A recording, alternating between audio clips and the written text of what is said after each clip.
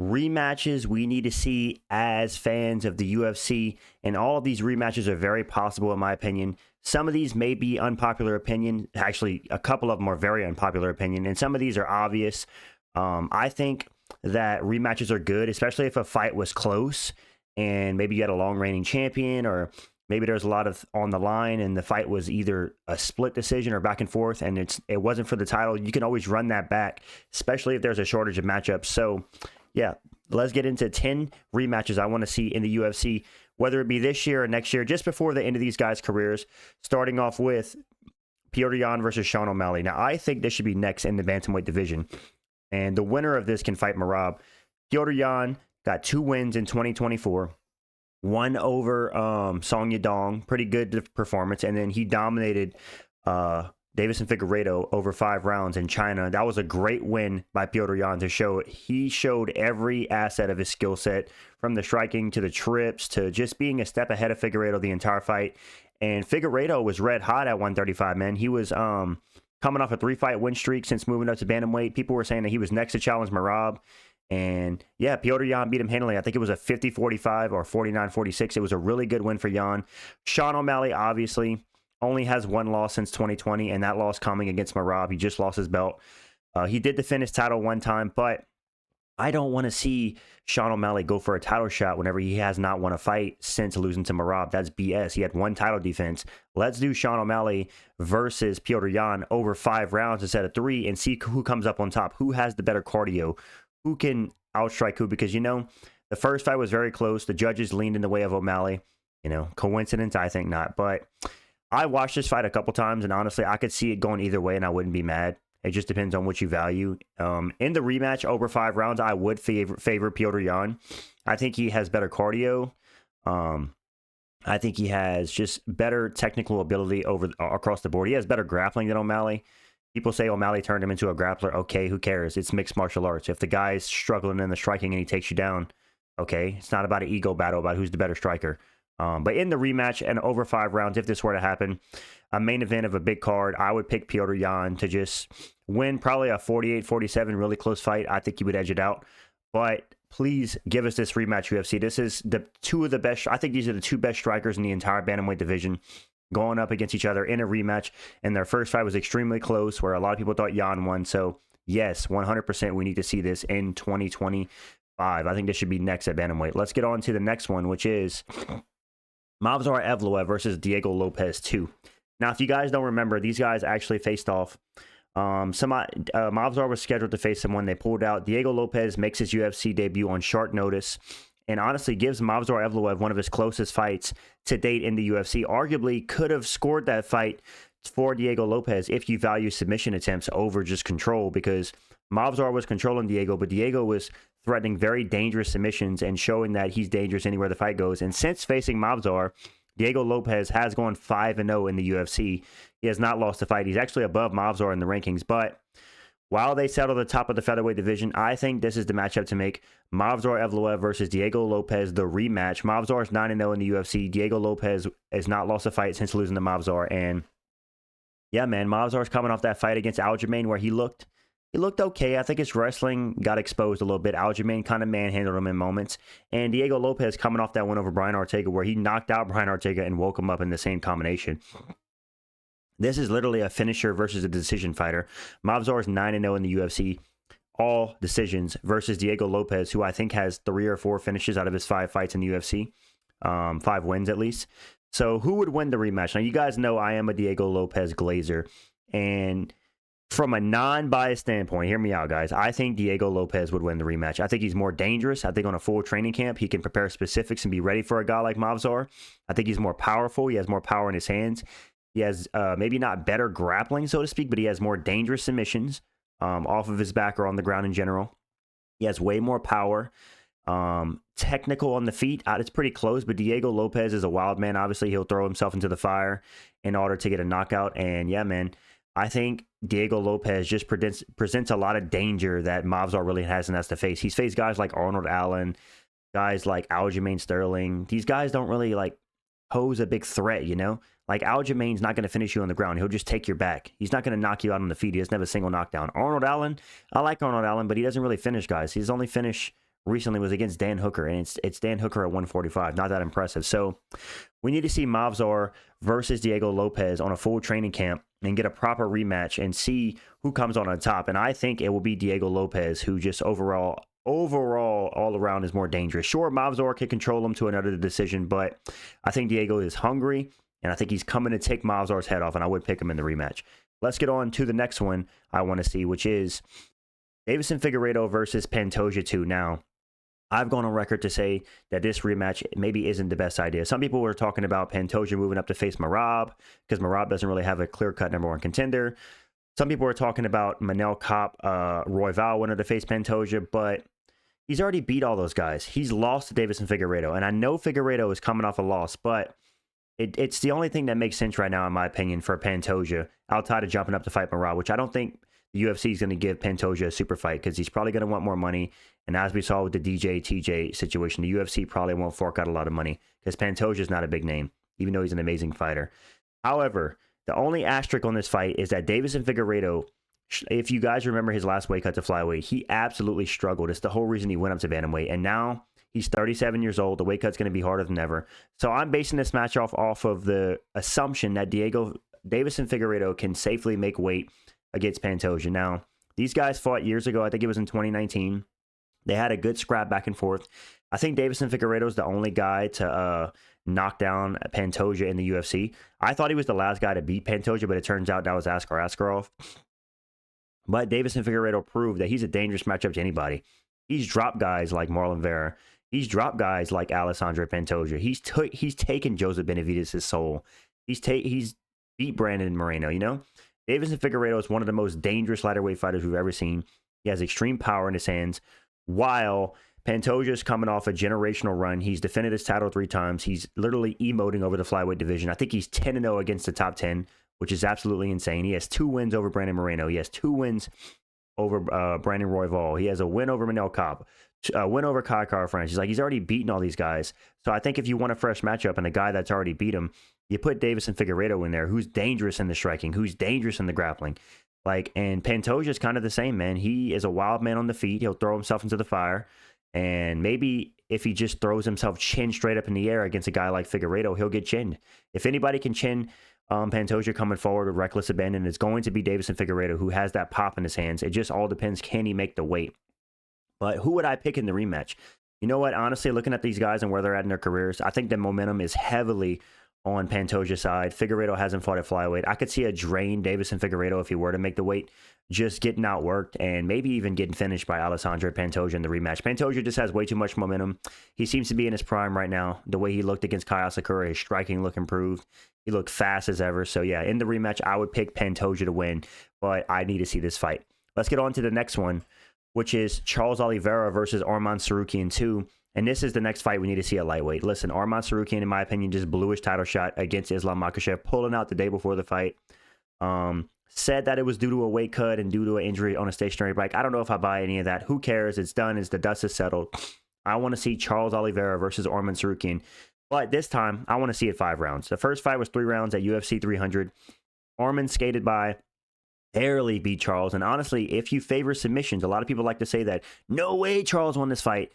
And you know what? I agree Arman won the fight. Before I go into coping mode, if you favor submissions, if you're the judges, I could see a route for Charles. He did have 2 submissions kind of locked up at one point, but who cares?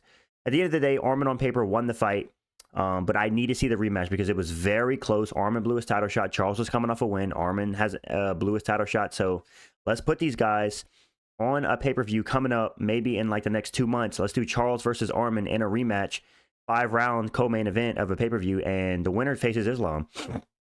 That's what I want to see. And you know what, guys? Hear me out. Hot take. I think Charles in a 5-rounder beats Arman Tsarukyan. I think Charles is a smarter fighter these days. He's not fighting like he used to with his chin straight up in the air. And I think he's going to be practicing dangerous submissions in his training camp, knowing that he almost caught Arman Tsarukyan in 2 submissions in their first fight. And Arman kind of derailed his momentum that he had by pulling out of the fight. So maybe that takes a hit to his confidence. I'm not sure. But overall, it's obvious Arman's the better wrestler. Charles is the better BJJ artist. Charles has the most submissions in UFC history. I think people are kind of buying into the fact that Arman has power now all of a sudden because he knocked out Beneil Dariush let's not pretend like this guy doesn't have pillow hands. Charles has more power than Orman. He has more dangerous submissions, but I'd say Orman is the better wrestler and probably way better at control. So he can get on top of Charles like he did in the first fight and just kind of control him. And Charles really didn't do nothing on the feet in their last fight. I hope Charles comes out if they do fight again, just more dangerous and looking to do more damage on the feet. But yeah, book this fight next in the lightweight division. We need to see it. Let's get on to the next one. Also going to involve Charles, because I am assuming he beats Arman Tsarukyan. And if he does, give this man a title shot. I am tired of these YouTubers like Lucas Tracy, like a lot of other guys. I think even Kenny Okoye. These guys are saying they don't want to see a rematch between Charles and Islam. Are you insane, brother? If Charles beats Arman Tsarukyan, I absolutely want to see the rematch. I get it. Islam already beat him. He's been there, done that. But there's rumors that Charles went to that fight injured. Either way, all excuses aside, this is one of the most intriguing and exciting matchups you could put in the entire UFC on. Because in the grappling in the first fight, it was a stalemate. I know Islam submitted him, but that was after knocking him down and then jumping on top of him because he's not scared of Charles Oliveira's guard and an arm triangle. But if you look at the fight in the grappling, it was pretty much a stalemate. Islam wasn't dominating Charles on the ground. You know, it was a stalemate. But Islam just showed to be too much in the stand-up, knocked down Charles, and submitted him.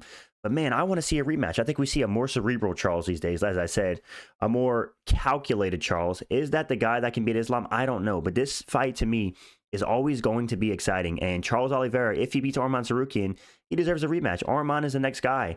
And if he beats the number one contender and he's on a 2-fight win streak, give this guy Islam. And while the welterweight division gets figured out. So we book Charles Oliveira versus Arman Tsarukyan, right? Winner, which I think will be Charles, faces Islam in Abu Dhabi at later this year. I think this is always going to be an exciting matchup just because of the stylistic matchup. You have the most dangerous submission artist in the entire UFC in Charles Oliveira versus Islam Makhachev, who is the pound-for-pound number one fighter on a 15-fight win streak. And if he were to beat Charles in a rematch, he ties the record which he'd be favored to do because he beat him already. He ties the record for the longest win streak in UFC history with Anderson Silva at 16. And who would win in the rematch? I would favor Islam. I think he has the better striking. I think he has the better positional grappling, but I think Charles has better pure submissions. Islam has finished 8 of his last 9 or 9 of his last 10, which is absolutely insane. Pound for pound, number one. While they figure out the welterweight division with Bilal, Shafkat, and all that nonsense, let's do Islam Makhachev versus Charles Oliveira rematch at the end of the year, assuming Charles beats Arman, which I think he will, in my opinion. But yeah, this fight, I don't get why people are saying nobody wants to see it. I want to see it. I was so hyped for the first fight, and I think I'd be just as hyped for the second fight. And they were scheduled to fight a second time, I think last year in 2023 or a year before last, but Charles pulled out with an injury. So yeah, if he beats Arman, he absolutely deserves that rematch. Let's get on to the next one. Dan Hooker versus Dustin Poirier 2. Now, if you guys know, this is, in my opinion, the most exciting fight in the UFC COVID era, in the Apex. This is the most exciting Apex fight of all time. These guys went to absolute war. Dustin Poirier and Dan Hooker. There was a moment in one of the earlier rounds where Dan Hooker was just teeing off on Dustin Poirier, literally just punching him in the face. And the shots were so loud because there was no crowd, so you could hear it. And these guys just went to absolute war. But in the later half of the fight, Dustin Poirier pulled ahead, started beating the crap out of Dan Hooker. I mean, there's no doubt these guys gave each other more and more CTE, took a couple brain cells off each other. And we have Gaethje versus Hooker coming up at UFC 313 as the co-main event. And listen, that's a 5-round co-main event. And honestly, with how much damage Justin Gaethje's taken, the amount of time he's taken off, I'm favoring Dan Hooker to win that matchup. And then we can have the rematch between Dan Hooker and Dustin Poirier. Dan Hooker's on a 3-fight win streak. Dustin Poirier is coming off of that war with Islam, where honestly, he looked better than ever. Dustin Poirier looked improved in his grappling defense. His striking looked really good. He looked like he still had that grit and that heart in him. He's 36 now. Dan Hooker is 34.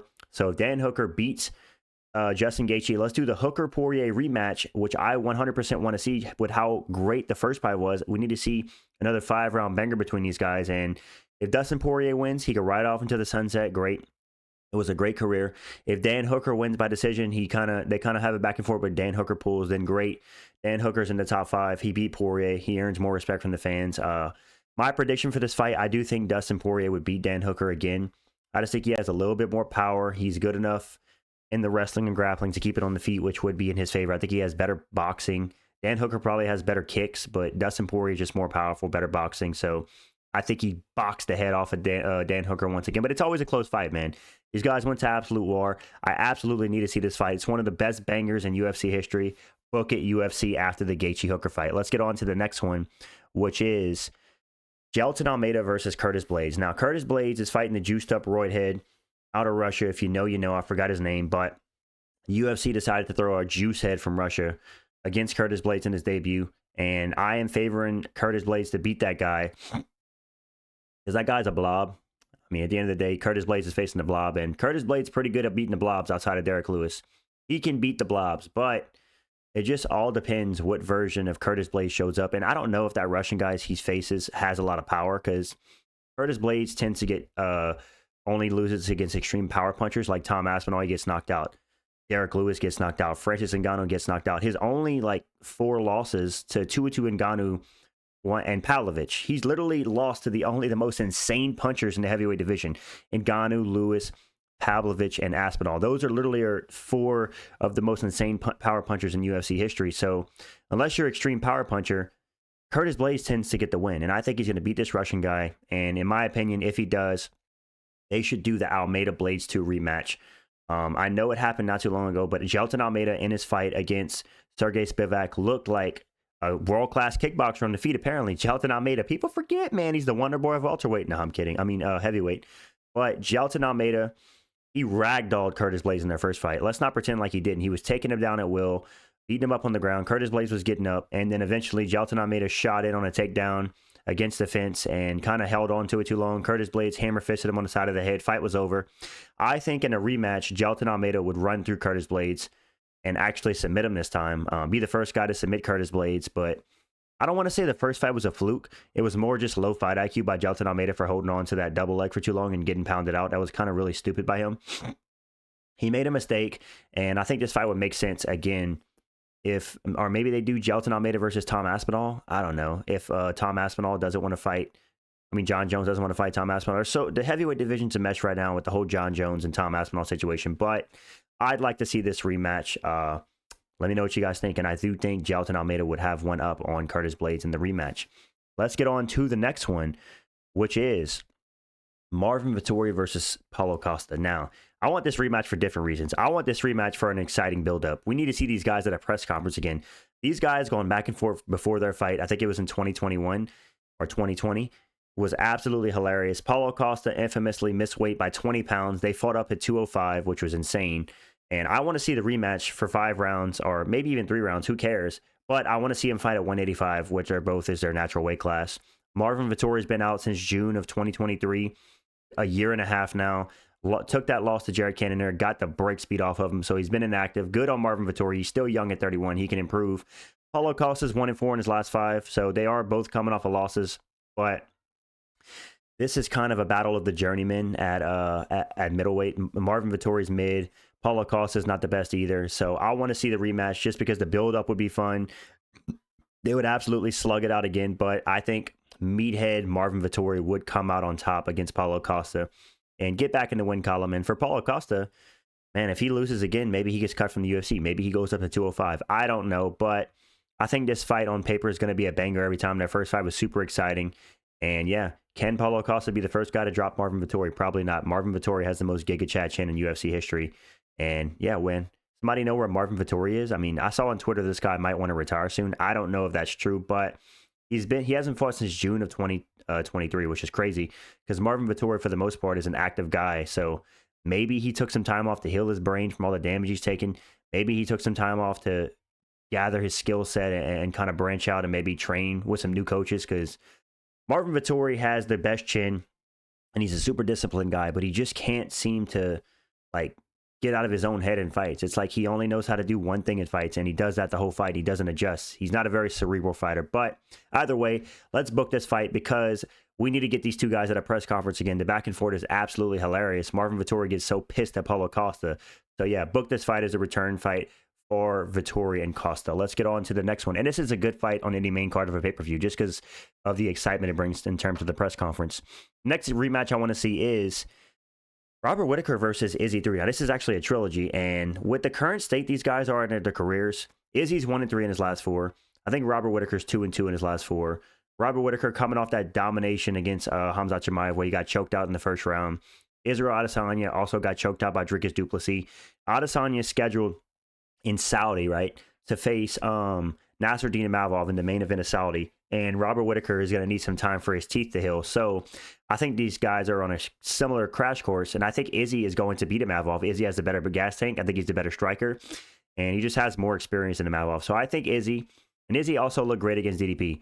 I think Izzy is going to beat Imavov. And I think that would set up a great trilogy between Whittaker and Izzy. Because listen, whether you like to think it or not, I think there's some unfinished business. Yes, on paper, Adesanya is 2-0 against Izzy. He beat him in the first fight by knockout and took his belt. The second fight, he beat him by decision. But there's a strong argument, or a decent argument, that Whittaker won that second fight, man. He outstruck Izzy in moments. He had control time against Izzy. I don't know. I've watched the fight a couple times. I couldn't really come through a clear-cut winner. I guess I've always kind of leaned Izzy winning the second fight, but I need to see the trilogy between these guys. I want to see Whittaker and Izzy go back at it. These guys are such a interesting stylistic matchup for each other. You got the karate stance of Robert Whittaker versus the kickboxing of Izzy at range. It always creates for an interesting back and forth. Maybe Robert Whittaker uses more wrestling in the trilogy. I don't know. Who would I favor to win in the trilogy? Honestly, it's tough. I probably would favor Adesanya to beat Whittaker for a third time, but I don't know. It all depends how Izzy looks against Imavov, because Izzy is one of the most like up and down fighters. One performance, he'll look like a world beater against Alex Pereira, against Paulo Costa, and then the next one, he'll look flat, like against Vettori, against Cannonier, or against DDP, where he looked amazing. So it really depends on what Izzy we get. Robert Whittaker and Izzy, I'd say they're both definitely past their prime. And with the trajectories of their career and the losses they've taken at the top, I think these fights make sense. Izzy versus Whittaker 3 after Izzy gets through Imavov. And yeah, this might be an unpopular opinion, but I want to see the third fight. The first two are both entertaining. Let's get on to the last fight I want to see. And this one is going to be an unpopular opinion for sure, because I even said the same thing. But you know what? After thinking about it, I want to see it. I want to see it. Let's get it done. Let's get the featherweight division moving on. I want to see Ilia Topuria versus Volkanovski too. Now, this is the fight that's going to happen. But I actually want to see it. Like, I don't want to see Ilia Topuria move up yet. I want to see him beat Volkanovski, who's not coming off a KO loss 2 months ago, taking an entire year off. And I want to give Volk a chance, man. He could be the first guy to break the over 35 curse. He's 36 years old. He's taken a year off. He's done the necessary training. His only loss at featherweight is Topuria. I know people are like, Volk is 1-3 in his last 4. Yes, 2 of those fights to Makhachev. His only loss at featherweight is Topuria. He went on a generational run at featherweight, defending his title 5 times, beating Holloway 3 times in the process, beating TKZ, Brian Ortega, Yair Rodriguez, Chad Mendez, Jose Aldo. Like, Volk has beat the cream of the crop. He's been undefeated at featherweight for a long time outside of the Topuria fight. So I think he deserves this rematch. And with that being said, I do think Topuria KOs him again. But Volkanovski deserves it, man. And maybe Volkanovski was low-key piecing up Ilia Topuria in that first fight.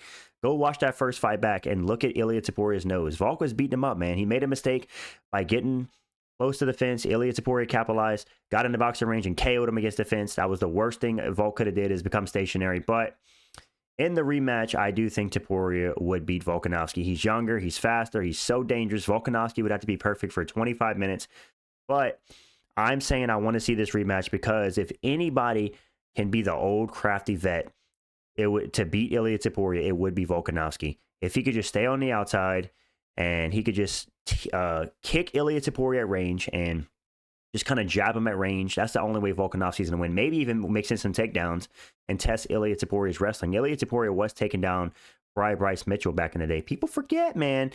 But yeah, unpopular opinion, I do want to see this fight, even though I favor Topuria to KO Volk again. I want to see it, man. Volk deserves it. He's undefeated at featherweight outside of that Ilia fight. So give Volk his deserved rematch, which I think is going to happen. I predict this is going to be the main event of UFC 314, and the UFC will announce this on the broadcast of UFC 312, because 312 is so crap. They got to build some excitement around the card. So yeah, guys, this is 10 rematches I want to see in the UFC.